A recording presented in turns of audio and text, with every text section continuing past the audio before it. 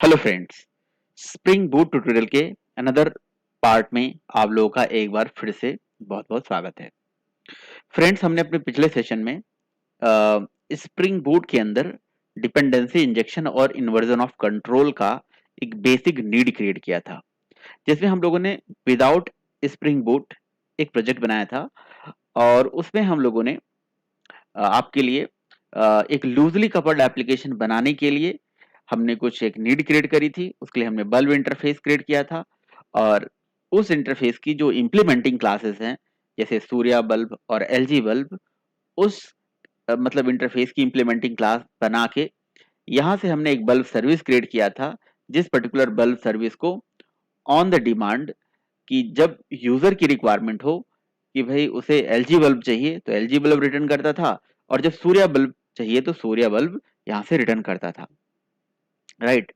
तो इस सेशन में हमने हमने इसी पर्टिकुलर कोड को विदाउट स्प्रिंग क्रिएट किया था, और लास्ट टाइम पे हम लोगों ने इसको क्या करा था, पूरा जितनी भी फाइलें थी हमने एक स्प्रिंग स्टार्टर प्रोजेक्ट बना के यहाँ पे सारा पेस्ट कर दिया था। राइट। तो अब इसको हमें क्या करना है, इसको हमें स्प्रिंग बूट के माध्यम से अचीव करना है। कैसे? इसका हमें डिपेंडेंसी इंजेक्शन करना है, और लेकिन डिपेंडेंसी इंजेक्शन उस तरीके से नहीं जैसे हमने किया था लास्ट टाइम पे। लास्ट टाइम पे हम लोगों ने क्या किया था, हमने अपने ही क्लास का ऑब्जेक्ट खुद ही बना लिया था, और इसके अंदर वैल्यू इंजेक्ट करने का काम हमने खुद ही कर लिया था। लेकिन ये भी हम खुद नहीं करने वाले हैं, ये काम टेक्नोलॉजी करेगी। यानी कि ये काम, इस काम का होगा इन्वर्जन। इन्वर्जन यानी कि कंट्रोल जो है, इन्वर्जन। तो इसके लिए देखिए हम क्या करेंगे, स्प्रिंग के अंदर ये already spring boot core application dot जावा करके क्लास यहाँ पे बन के तो आती है बाय डिफॉल्ट। तो सबसे पहले हम इसको समझेंगे, और फिर हम यहाँ पे इस पर्टिकुलर एप्लीकेशन को फर्दर कंटिन्यू करेंगे। इसके अंदर हम डेटा स्प्रिंग के माध्यम से इंजेक्ट करवाएंगे। ठीक है। आप दूसरे वर्ड में ऐसा बोल सकते हैं कि इसकी हम ऑटो वायरिंग करेंगे। राइट। तो देखिए होगा क्या, कि मान लीजिए कि हमारा ये स्प्रिंग की मेन एप्लीकेशन फाइल है, और इस पर्टिकुलर मेन एप्लीकेशन फाइल के चलते ही हुआ क्या, कि स्प्रिंग एप्लीकेशन के अंदर जो रन मेथड है, ठीक है, इस रन मेथड के माध्यम से क्या होता है कि स्प्रिंग का जो कह सकते हो कॉन्फ़िगरेशन है, ऑटो कॉन्फ़िगरेशन है, वो एक्टिव हो जाता है, और वो हमें क्या कर देता है, रिटर्न कर देता है एप्लीकेशन कॉन्टेक्स्ट। क्योंकि अगर आपको पता हो तो स्प्रिंग का जो कोर कंटेनर है, उसके अंदर बेसिकली दो तरह के कंटेनर होते हैं। एक होता है हमारा उसका बीन फैक्ट्री कंटेनर, और एक एप्लीकेशन कॉन्टेक्स्ट। तो ये जो रन मेथड होता है, ये एप्लीकेशन कॉन्टेक्स्ट हमें रिटर्न करके दे देता है। राइट। अब हुआ क्या है कि हम लोगों ने यहाँ पे बल्ब इंटरफेस क्रिएट किया, बाकी बल्ब सर्विस क्रिएट करा, और एलजी और सूर्या बल्ब इतनी क्लासेस हमने बना रखी है। एक इंटरफेस है, इंटरफेस की दो इम्प्लीमेंटिंग क्लास है, और एक सर्विस प्रोवाइडर क्लास है। यहाँ मेन क्लास वो वाली नहीं है जिसके थ्रू हमने इस बल्ब सर्विस को कॉल कराया था, बल्ब सर्विस को हैंडल किया था। उसके जगह पे ये वाली क्लास है। ठीक है। तो अब यहाँ पे एक क्वेश्चन आता है कि क्या स्प्रिंग का जो कंटेनर है, वो हमारे इन क्लासेस के ऑब्जेक्ट्स अपने आप बना देगा? नहीं। स्प्रिंग का कोर कंटेनर को कैसे पता चलेगा कि आपकी क्लास का नाम ये है और इसका मुझे ऑब्जेक्ट बनाना है, या इस क्लास के अंदर ये वेरिएबल है, इसमें हमें डेटा इंजेक्ट करना है? यानी कि उसके पास बाय डिफॉल्ट ना क्लास ऑब्जेक्ट बनाने की का कोई कंसेप्ट है, और ना ही किसी क्लास के वेरिएबल में कोई ऑब्जेक्ट इंजेक्ट करने का कंसेप्ट है। राइट। तो फिर क्वेश्चन ये है कि ये काम होगा कैसे? चलिए हम एक काम करते हैं। हम जो एप्लीकेशन कॉन्टेक्स्ट है, इस एप्लीकेशन कॉन्टेक्स्ट से, देखिए ये स्प्रिंग बूट जो हमारी ऑलरेडी एनोटेशन है, स्प्रिंग बूट एप्लीकेशन नाम का जो एनोटेशन है, ये एनोटेशन इंटरनली बहुत सारी कॉन्फ़िगरेशन करके हमें दे देता है। स्प्रिंग बूट का जो ऑटो कॉन्फ़िगरेशन है, ठीक है, उस कॉन्फ़िगरेशन से हमने एप्लीकेशन कॉन्टेक्स्ट यहाँ से इनिशियलाइज करा के निकाल लिया। इस एप्लीकेशन कॉन्टेक्स्ट का मेथड होता है गेट बीन, जिससे हम अपने बीन का ऑब्जेक्ट लाके यहाँ पे देख सकते हैं। तो मान लीजिए कि मुझे सूर्या बल्ब का ऑब्जेक्ट चाहिए। राइट। तो मैं सूर्या बल्ब डॉट क्लास यहाँ पे लिख दूंगा, तो सूर्या बल्ब का जो इंस्टेंस है वो हमें ये रिटर्न करके दे देगा। राइट। तो इसको अगर आपको प्रिंट करना है, चलिए मैं इसको डायरेक्ट प्रिंट कर लेता हूँ। मैं system.out.println के अंदर लिख देता हूँ और इसको हम रन करके देख लेते हैं। देखिए, जैसे आप इसे रन करके देखेंगे तो यहाँ पे आएगा एक्सेप्शन। ये एक्सेप्शन क्या है? ये एक्सेप्शन ये है मेनली कि ये जो सूर्या बल्ब है, इस सूर्या बल्ब नाम की कोई क्लास स्प्रिंग के अंदर यहाँ पे अवेलेबल नहीं मिलेगा। कंसोल को थोड़ा बल्ब बड़ा कर लेते हैं, क्योंकि इस स्प्रिंग का जो कंटेनर है उसको ये नहीं पता चल रहा है कि भाई हमारे पास ये वाली क्लास है और इसका हमें ऑब्जेक्ट बनाना है। तो सिंपल सा मतलब कह रहा है कि भाई उसकी जो ऑटो कॉन्फ़िगरेशन हो रही है स्प्रिंग बूट के अंदर, देखिए इतना भी ऑटो कॉन्फ़िगरेशन नहीं होगा कि हमारी बीन क्लास का भी नाम वो खुद ही पकड़ लेगा। तो कह रहा है नो सच बीन डेफिनेशन, ठीक है। तो कह रहा है क्वालिफायर बीन ऑफ टाइप, ये कह रहा है कि ये अवेलेबल नहीं है हमारे पास, ऐसा कोई हमारे पास बीन अवेलेबल ही नहीं है जिसका इंस्टेंसिएशन हमें करना होगा और उस पर्टिकुलर इंस्टेंस के ऊपर हमें कोई ऑब्जेक्ट आपको रिटर्न करके देना होगा। तो ऐसा हमारे पास कोई क्लास ही नहीं है। तो स्प्रिंग बूट कहता है कि भाई अगर आप किसी भी मतलब जावा क्लास को एक बीन क्लास ट्रीट कराना चाहते हैं, उसको उसका आप चाहते हैं कि उसका ऑब्जेक्ट बन जाए, तो उस पर्टिकुलर क्लास के साथ क्या करिए, आप एक एनोटेशन होता है, उस एनोटेशन का यूज कर लीजिए। राइट, यहाँ पे हमें कुछ एनोटेशन यूज करना पड़ेगा। जैसे ये जो क्लास है ये एक इस पर्टिकुलर क्लास के आगे जो एनोटेशन लगाना है पहले मैं वो बता देता हूँ। उसके आगे एनोटेशन लगाना है @component नाम का एनोटेशन। तो @component एनोटेशन लगाने से ये क्या हो जाएगा, ये जो क्लास होगी एक कंपोनेंट क्लास की तरह ट्रीट होने लगेगी। अब स्प्रिंग बूट का जो कंटेनर है, स्प्रिंग बूट का जो ऑटो कॉन्फ़िगरेशन है, उसमें हमारी क्लास की इंफॉर्मेशन पहुंच जाएगी और हमारी क्लास का जो इंस्टेंसिएशन है वो खुद ही कर देगा, ऑब्जेक्ट वो खुद ही बना देगा। यानी कि क्या कर देगा, इन्वर्जन, कंट्रोल का इन्वर्जन हो गया, है ना। चलिए, तो क्या पता ये सारा चीज सही भी होता हो, एक एनोटेशन से अगर इतना काम हो जाता हो तो एप्लीकेशन को रन करके हम देख लेते हैं कि भाई ऐसा हो भी आ रही है कि नहीं हो रहा है ये। ठीक है, देखिए एप्लीकेशन को रन करते हैं और रन करने के बाद यहाँ पे आप देख सकते हैं हमारे पास लास्ट में ये देखिए सूर्या बल्ब का क्या आ गया, रेफरेंस आईडी आ गया। राइट, इसका मतलब @component बस लगाना है हमें, एक सिंगल लाइन। देखिए यही सारी कॉन्फ़िगरेशन जो है स्प्रिंग बूट के अंदर हमें ये सारा मतलब चीज आसान बनाता है कि आप एक छोटे से लाइन के चेंज करने से हमारा सारा काम हो जा रहा है। ठीक है, तो अगर मान लीजिए हमें एलजी बल्ब का भी जो ऑब्जेक्ट बनाना है और इसे भी एक कंपोनेंट की तरह ट्रीट कराना है, तो हमें लिखना होगा @component। ठीक है, ये भी कंपोनेंट हो गया। हम बल्ब सर्विस को भी क्या बना देते हैं, एक कंपोनेंट बना देते हैं, ताकि हम इसका भी ऑब्जेक्ट बना पाए और इसके भी मेथड को भी चला पाए। तो हमने क्या कर दिया, हमने अपनी तीनों क्लासेस की को कंपोनेंट मान लिया। ठीक है, इंटरफेस के आगे नहीं लगाएंगे क्योंकि इंटरफेस का कोई इंजेक्शन नहीं होता है ना। बाय डिफॉल्ट जो इंजेक्शन होता है या तो सेटर या तो कंसेक्टर, ये दो तरह के इंजेक्शन होते हैं। इंटरफेस के लिए इंजेक्शन अभी अलाउड नहीं है। चलिए भाई, तो हमारे ये दो कंपोनेंट्स हो गए। अब अब जो हमारी एप्लीकेशन क्लास है, यहाँ पे अगर मैंने ये देखिए मैंने सूर्या बल्ब का इंस्टेंस गेट करा तो सूर्या आ गया। एलजी का अगर मैं गेट करूंगा तो हमारे पास एलजी का इंस्टेंस आ जाएगा। और जब बल्ब सर्विस का गेट करूंगा तो बल्ब सर्विस हमें रिटर्न होके मिल जाएगा। मतलब सबके objects as per the demand आपको यहाँ पे रिटर्न होके मिल जाएंगे। ये बल्ब सर्विस का इंस्टेंस यहाँ पे हम रिटर्न करा देते हैं। ओके, अच्छा, अब एक चीज समझने वाली बात है कि स्प्रिंग का जो कोर कंटेनर है, ठीक है, स्प्रिंग का जो कोर कंटेनर है उसे आखिर हमारी क्लासेस के जो ऑब्जेक्ट्स बनाता होगा, तो वो ऑब्जेक्ट्स को संभाल के कहाँ रखता है, नो डाउट कंटेनर में, क्योंकि कंटेनर का मतलब ही होता है जो कंटेन करके रखे। हमारे सारे ऑब्जेक्ट्स को वो कंटेन करके रखता है। हमारे ऑब्जेक्ट्स के साथ और क्या करता है, हमारे ऑब्जेक्ट्स का वो लाइफ साइकिल मैनेज करता है। राइट, कि भाई उसको क्रिएट करना, उसको इंस्टेंशिएट करना, उसको पॉपुलेट करना, उसके लिए सर्विसेज देना।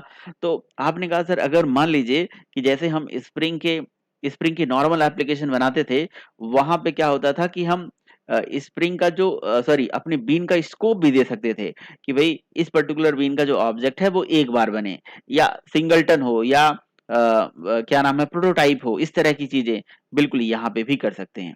तो बाय डिफॉल्ट जो होता है ना, स्प्रिंग जो होती है, स्प्रिंग का जो कोर कंटेनर होता है वो क्या करता है, किसी भी क्लास का सिंगल इंस्टेंस क्रिएट करता है, मतलब उसका सिंगलटन पैटर्न ऑलरेडी फॉलो करता है। ठीक है, तो जैसे अगर मैं मान लीजिए कि यहाँ पे तो सारे ऑब्जेक्ट्स मैंने प्रिंट करा दिया, अभी मैं कमेंट कर देता हूँ। मैं मान लीजिए बल्ब सर्विस का ऑब्जेक्ट 2 बार यहाँ पे चलाता हूँ। बल्ब सर्विस का ऑब्जेक्ट मैंने यहाँ पे 2 बार गेट कर लिया। तो अगर मैं बल्ब सर्विस का ऑब्जेक्ट 2 बार गेट करता हूँ तो क्या मेरे 2 ऑब्जेक्ट नए-नए आ रहे हैं क्या? नहीं। ये देखिए रेफरेंस आईडी दोनों का सेम है। 24D0 9C1 दोनों की रेफरेंस आईडी सेम है। क्यों? क्योंकि बाय डिफॉल्ट स्प्रिंग बूट जो है सिंगलटन पैटर्न को फॉलो करके हमारे क्लासेस का इंस्टेंस बना देता है, और बस हमें गेट बीन चलाना है, गेट बीन में अपनी क्लास का नाम देना है उस पर्टिकुलर क्लास। तो जब जैसे हम गेट बीन लिखते हैं और जब क्लास का नाम देते हैं तो स्प्रिंग का जो ऑटो कॉन्फ़िगरेशन है वो ये चेक कर रहा है कि ये जो क्लास है क्या इस क्लास के साथ वो एनोटेशन लगा हुआ है @component। अच्छा, उसके साथ अगर लगा हुआ है तो उसका हमें एक सिंगल इंस्टेंस क्रिएट करना है, और वो सिंगल इंस्टेंस इसको जितने बार ये कॉल करेंगे हमें सर्व करा देना है। ठीक है, तो ये जो सूर्या बल्ब है, इसमें अगर मुझे अपने बीन का जो ऑब्जेक्ट है, वो सिंगलटन नहीं बनाना है। मैं चाहता हूँ कि भई नहीं, इसका जो ऑब्जेक्ट है वो हर बार नया बने। तो देखिए इसके साथ आप एनोटेशन यूज़ कर सकते हैं यहाँ पे लिख सकते हैं स्कोप। ठीक है? इसको बोलते हैं बीन की स्कोप। तो जो बीन होती हैं, जो हमारी कंपोनेंट क्लासेस होती हैं, बीन क्लासेस बोलिए या कंपोनेंट क्लासेस बोलिए, आगे चल के इन्हीं को हम एंटिटीज भी बोलेंगे जब हम इसका डेटाबेस में स्टोर कराएंगे। तो इनका जो स्कोप होता है मेनली जो है स्प्रिंग चार तरह के स्कोप हमें प्रोवाइड करती है। एक होता है सिंगलटन, एक होता है आपका प्रोटोटाइप, फिर होता है रिक्वेस्ट और एक होता है सेशन, है ना? और शायद एक आधा और होता है। ठीक है, मैं आगे के सेशन में आपको बता दूंगा। बट बाकी जो स्कोप्स होते हैं बीन के, वो वेब के केस में वैलिड हैं। इसीलिए मैं यहाँ पे ओनली किसकी बात करूंगा, यहाँ पे मैं स्कोप की बात करूंगा और लिख दूंगा जी वैल्यू इज इक्वल टू, यहाँ पे बस हमें लिख देना है प्रोटोटाइप। तो प्रोटोटाइप और सिंगलटन की बात करेंगे, प्रोटोटाइप। ठीक है, हमने यहाँ पे क्या लगा दिया, प्रोटोटाइप लगा दिया। अब ये प्रोटोटाइप लगाने से क्या करेगा, आप खुद ही देख लीजिए कि प्रोटोटाइप लगाने से यहाँ पे क्या फायदा हमें मिलेगा, क्या इसका एडवांटेज मिलेगा। अब हमारे इस बीन को एक फ्रेश बीन समझेगा और बार बार नया इंस्टेंस क्रिएट करके दे देगा। तो बाय डिफॉल्ट इसका स्कोप क्या था, बाय डिफॉल्ट सिंगलटन था। अगर हमने प्रोटोटाइप लगा दिया स्कोप तो ये क्या करेगा, उसका बार बार नया ऑब्जेक्ट बनाएगा। ठीक है, तो ये हमारा सूर्य बल्ब था। यहाँ पे क्या स्कोप था बाय डिफॉल्ट, सिंगलटन। ठीक है, सिंगलटन भी हमने लगा दिया और इसको रन करके देख लेते हैं अब। ठीक है, तो आप अब देखोगे क्या, इसका सिंगल इंस्टेंस बन रहा है, राइट? तो एक चीज तो हो गया भाई हमारे पास कि हमारे किसी भी क्लास को कंपोनेंट लिखते ही अब उस पर्टिकुलर क्लास का जो इंस्टेंस है हम गेट बीन के माध्यम से अपनी जो मेन हमारी स्प्रिंग बूट का जो कोर एप्लीकेशन क्लास यहाँ बन के आता है, आप स्प्रिंग बूट एप्लीकेशन भी इसे बोल सकते हो, ये क्या कर देता है, गेट बीन कॉल करने से आपको रिटर्न करके देता है, राइट? अच्छा, अब बात यह आ जाती है कि ये हमारे केस में ये सारी चीजें तो ठीक है, सब कुछ फाइन है, बढ़िया है। लेकिन अगर हम ये चाहते हैं कि भाई हमारे इस क्लासेस में अभी हमारा पर्पस क्या था, उसको हमें फुलफिल करना है। मतलब हमारे बीन का जो ऑब्जेक्ट है वो तो क्रिएट हो गया, यानी कि इन्वर्जन ऑफ कंट्रोल तो एक तरह से अचीव हो गया, बट डिपेंडेंसी इंजेक्शन कैसे अचीव होगा? ठीक है, देखिए इन्वर्जन ऑफ कंट्रोल और डिपेंडेंसी इंजेक्शन मतलब ये दोनों जो चीजें हैं, इसको समझना बहुत जरूरी है। ठीक है, थोड़ा सा एकदम बिल्कुल स्लाइटली डिफरेंस है कि ये जो अभी हमने करा ये इन्वर्जन ऑफ कंट्रोल करा, राइट? अब हम करने जा रहे हैं डिपेंडेंसी इंजेक्शन।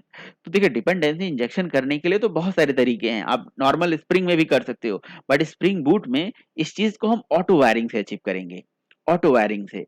ठीक है, तो हमारे केस में क्या था कि हमारे पास ये बल्ब सर्विस नाम का जो क्लास था, यहाँ पे हम इंटरफेस टाइप का रेफरेंस वेरिएबल बना के रखे थे, है ना? इंटरफेस टाइप का रेफरेंस वेरिएबल बना के और यहाँ पे उसकी इंप्लीमेंटिंग क्लास का ऑब्जेक्ट डाल देते थे।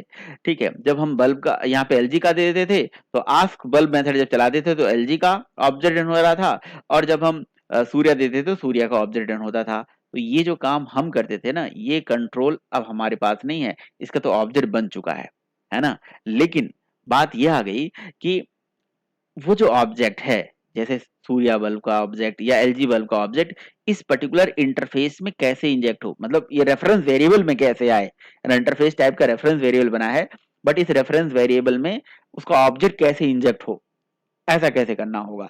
देखिए ऐसा करने के लिए बस आपको क्या करना है, यहाँ पे एनोटेशन लगाना है जी, @ऑटो वायर्ड। क्या लगाना है? @Auto wired. बस आप जैसे ही @ऑटो वायर्ड लगाएंगे तो यहाँ पे इस पर्टिकुलर रेफरेंस वेरिएबल में आपकी जो इम्प्लीमेंटिंग क्लास है, किसकी? बल्ब इंटरफेस की जो इम्प्लीमेंटिंग क्लास है। देखिए ये आप चाहें तो यहाँ डायरेक्टली उस पर्टिकुलर क्लास का भी नाम लिख सकते थे, एलजी या सूर्या या जो भी है, उस टाइप का रेफरेंस वेरिएबल बना के उसमें डेटा इंजेक्ट कर सकते थे, बट हमने इंटरफेस टाइप का बनाया था सो दैट हम लूजली कपल्ड एप्लीकेशन बना पाए। बट वहां लूज कपलिंग इसलिए नहीं हुई क्योंकि हम ही अपनी क्लास को ऑब्जेक्ट बनाते थे और हम ही डेटा इंजेक्ट करते थे, तो वहां पे जो डिपेंडेंसी है वो हमारे ऊपर हो गई थी। स्प्रिंग कहता है कि नहीं नहीं, हम कंट्रोल का इन्वर्जन करेंगे, हम सारा कंट्रोल खुद ही हैंडल करेंगे और इसमें ऑब्जेक्ट भी हम ही ऐड करेंगे। तो हमने ऑटो ऐड लगा दिया और हमारे पास दोनों क्लासेस हैं और दोनों की क्लासेस की ऑब्जेक्ट्स बन जाएंगे, राइट। तो फिर हमें क्या करना है, ये बल्ब सर्विस का आस्क बल्ब मेथड चलाना है। तो ये जो इसका गेट बल्ब मेथड होगा, ये हमें क्या कर देगा, वो जो पर्टिकुलर बल्ब होगा वो रिटर्न करके दे देगा। लेकिन यहाँ पे क्वेश्चन आ गया कि इसमें जब ऑटो वर्ड एनोटेशन हम लगाएंगे तो बाय डिफॉल्ट ये किसका डेटा इंजेक्ट करेगा, ये सूर्या का डेटा इंजेक्ट करेगा या एलजी का? अगर कोई एक क्लास होती तो कोई दिक्कत नहीं था। अगर आपके पास कोई एक क्लास होती, जैसे मैं अभी आपको यहाँ पे करके दिखाता हूँ। देखिए यहाँ पे एप्लीकेशन क्लास में आते हैं, ठीक है, मेन क्लास में आते हैं और यहाँ मेन क्लास में आके आप क्या करिए, ये जो सारी लाइनें हैं ये नीचे कर दीजिए। बस आपको क्या करना है, उसका गेट बीन मेथड ही चलाना है ना। आप बस यहाँ application context dot get bean चलाइए और गेट बीन में यहाँ पे आप लिखेंगे भाई बल्ब सर्विस डॉट क्लास। ये क्या करेगा, बल्ब सर्विस हमें बल्ब सर्विस क्लास का ऑब्जेक्ट रिटर्न कर देगा।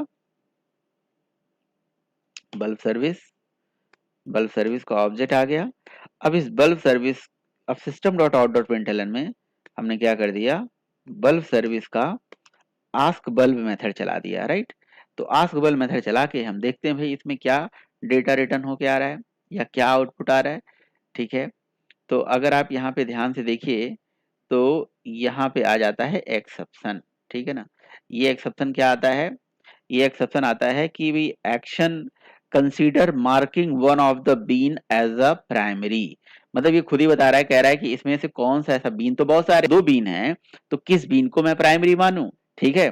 तो उसके साथ ये भी लगाइए, क्वालिफायर लगाइए या प्राइमरी लगाइए। देखिए ये सब कुछ कंसेप्ट होता है, जैसे क्वालिफायर एनोटेशन होता है, प्राइमरी एनोटेशन होता है, ये सब आप लगाइए जिससे ये आइडेंटिफाई हो सके, जिससे ये पता लगाया जा सके कि भैया कौन से बीन का ऑब्जेक्ट इसके अंदर डालना है। तो मैं सिंपल सा मतलब है, मैंने पता क्या करा, मैंने एलजी बल्ब के अंदर से यहाँ से जो कंपोनेंट एनोटेशन था इसको रिमूव कर दिया, इसको मैंने रिमूव कर दिया। जब मेरे पास एक ही क्लास होगी, एक ही कंपोनेंट होगा, तो उसमें तो इसको पता हो गया कि इसकी इंप्लीमेंटिंग क्लास का ऑब्जेक्ट इसके अंदर जाना है।